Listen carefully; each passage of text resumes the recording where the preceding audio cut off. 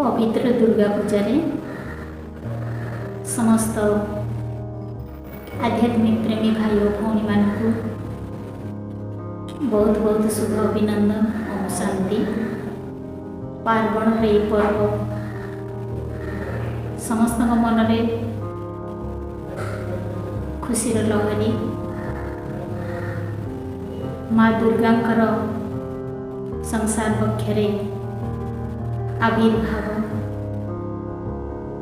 से भावना रे भक्तर मन उत्फुल्लित प्रत्येक घरे प्रत्येक मन रे खुशी ही खुशी माँ ये संसार आविर्भाव कहीं हुए कहीं भगवान एपरी मातृजाति को सम्माननीय वंदनीय एवं पूजनीय करछंती एवं ये माँ भूमिका संसार रे कौन जो आज प्रत्येक मानवर तांको पाखरे प्रार्थना निवेदन गुहारी माँ को आम विभिन्न नाम रे नामित करुचे। सिंहवाहिनी, दुर्गति नाशिनी, महिषामर्दिनी, जगत जननी से जगतर माँ दुर्गा माँ दुर्गुण को नाश करि पारिथिले। संसार जेतेबेले प्रत्येक मानव भितरे अवगुण दुर्गुण भरी जाए से जेतेबेले काम क्रोध लोभ मोह अहंकार रे निजको संभाली पारे नहीं से समय से प्रार्थना करे मते मुक्ति दिए। किंतु माँ दुर्गा को एपरी रूप से सजेले किए? प्रथम प्रश्न से उत्पन्न हुए। तेणु परमपिता परमात्मा सर्वशक्तिवान तांकर सबु शक्ति माँ दुर्गा को प्राप्त होता। जेपरी धनर देवी लक्ष्मी, विद्यार देवी सरस्वती, किंतु माँ दुर्गा दशभुजा बोली आम देखीजे। अर्थात तांको पाखरे सबु गुण सबु शक्ति परमात्मा देइथिले, जहा द्वारा संसार पाप ताप रोग शोक दुख जंत्रणा सबको से विनाश कर पारिथिले। शक्ति प्रदायिनी माँ ए धराधाम को आस अवतरी बोली आमे गीत गाउचे। आमे जदि आदि परंपरा देखिबा, मध्य परंपरा देखिबा, अंतर परंपरा को भी देखिबा, ताहले माँ जाति को ही आदि ही सम्मान दिया जाइए। जो माने कि ए दुर्गा लक्ष्मी सरस्वती अम्बा माने होउचंती सत्य और त्रेता जुगर देवी माने। एपरि नामित करिवार अर्थ माँ पाखरे से शक्ति अच्छी।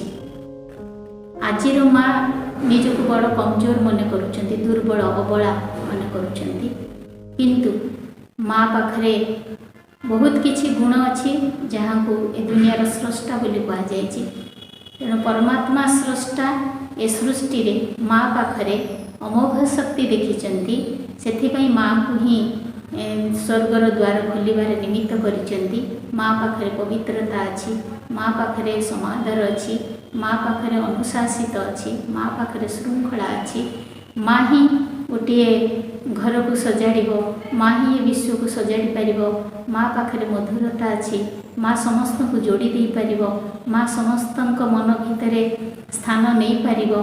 एपरि गुण और कला माँ भितरे रहिछि बोली माँ को ही हमें आह्वान करुचे। केवल जड़े सी देवी नथिले, ये संसार जाकर प्रत्येक नर नारी देवी और देवता समान हो पारिबे जेतेबेले प्रत्येक निजको एहीपरि गुण रे सजे। दुर्गा पूजा अवसर रे दशभुजा माँ दुर्गा सर्वशक्तिवान परमपिता परमात्मा शक्ति रे सज्जित है संसार को एक सुंदर संसार निर्माण करिवे, असुर मानकर विनाश करिवे।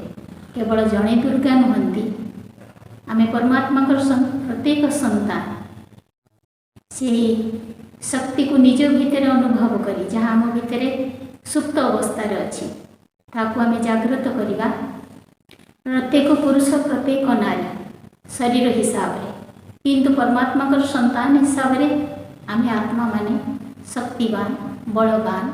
सेथिपई आमर चिंताधारा को आमे बदलैबा। आमे अनेक आत्मांकर कल्याण करने पछरे आग स्वर कल्याण चिंता करवा निजे जिते बड़े निजर दुर्गुण को समाप्त करी आमे परमात्मांकर शक्ति रे निजक सुसज्जित करिपरिबा सेतेबेले आमे सम्मुखरे आसुथिबा बा सम्मुखीन होइथिबा जे कोनोसी पाप को सहजरे आमे विनाश करिपरिबा। तेणु परमात्मा यही समय संसार अवतीर्ण है आम भितर से शक्ति को जागृत करुचंती।